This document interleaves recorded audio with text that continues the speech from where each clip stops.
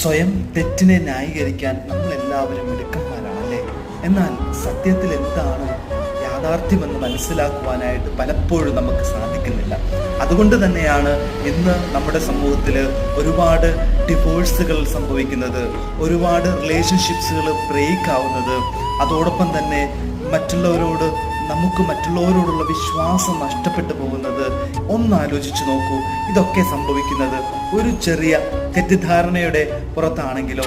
അപ്പോൾ ചെയ്യേണ്ടത് ഇത്രയാണ്: പരസ്പരം മനസ്സിലാക്കുവാനായിട്ട് ശ്രമിക്കുക, പരസ്പരം അറിയുവാനായിട്ട് ശ്രമിക്കുക.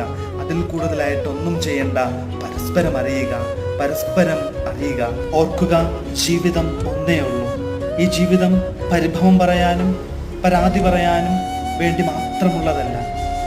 തുറന്ന മനസ്സോടെ മനസ്സിലുള്ള കാര്യങ്ങൾ പങ്കുവയ്ക്കുവാനും പരസ്പരം മനസ്സിലാക്കാനും കൂടിയുള്ളതാണ്.